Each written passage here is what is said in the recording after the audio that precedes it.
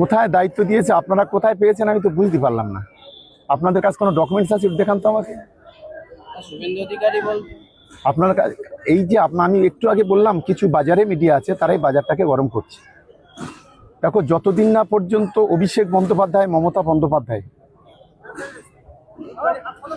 ঘোষণা করবেন, দলের মুখপাত্ররা ঘোষণা করবেন, ততক্ষণ পর্যন্ত আমরা কেউ নিজেকে কোনো কিছু বলতে পারি না। আমাদের দলের একটা শৃঙ্খলা আছে, একটা আদর্শ আছে, একটা আদর্শ নিয়ে আমরা কাজ করি।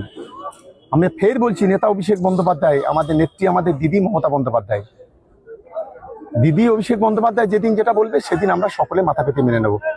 আমরা তৃণমূল কংগ্রেস হলাম একটা পরিবার। এটাকে নিয়ে যারা বাজারকরম করছে এটা সম্পূর্ণ তাদের বিষয়, খুব বেশি লাভ নেই বাজারকরম করে।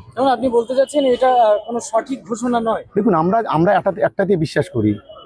আমাদের অল ইন্ডিয়া একটা পেজ আছে তৃণমূল কংগ্রেসের, আমরা যে কোনো কিছু হয় অল ইন্ডিয়া পেজে আমরা পেয়ে যাই। কিংবা আমাদের নেতা অভিষেক বন্দ্যোপাধ্যায় কিংবা মমতা বন্দ্যোপাধ্যায় তারা আমাদেরকে বলে, আমাদের কাছে এই ধরনের কোনো মেসেজ নেই। ফলে যারা বলছে সম্পূর্ণ তাদের বিষয়, এটা নিয়ে আমাদের কোনো কিন্তু নেই।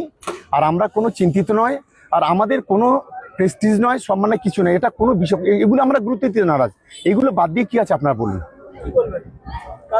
এখন দেখুন, আমি যদি একটু ইসলামের কথা বলি, আজাজিল শয়তান একজন ফেরেশতা ছিল। সেও আল্লাহ পাকের সঙ্গে বোধহয় ঠিক কথা দিয়ে কথা রাখতে পারেনি, সে হয়তো গাদ্দারি করেছিল, তাকে শয়তান বানিয়ে দেওয়া হয়েছে। তাই এ তো থাকবেই। এটা 1 কেজি চাল থাকলে দেখবেন 5টা মোড়া চাল থাকে। এগুলোকে আমাদের কর্মীদের আমরা বলছি চিহ্নিত করো। আমি স্বাভাবিক কারণে আমাদের এই ভাঙনের মাটিতে 2-1জন আছে যারা তৃণমূল কংগ্রেসটাকে এখন জিতুক তারা এটা সহ্য করতে পারছে না। আমি একটু আগে বললাম না, বাবার চাইতে খালুকে বেশি মায়া করে তারা। এখানে তৃণমূল কংগ্রেস জিতলে তাদের অসুবিধা হবে, এখানে আইএসএফ জিতলে তাদের খুব ভালো হবে। এটা নিশ্চিতভাবে আপনারা অনেকেই দেখেছেন। তাহলে এই ধরনের কিছু লোক আছে, থাকবে, সেগুলোকে আমাদের চিহ্নিত করে এগোতে।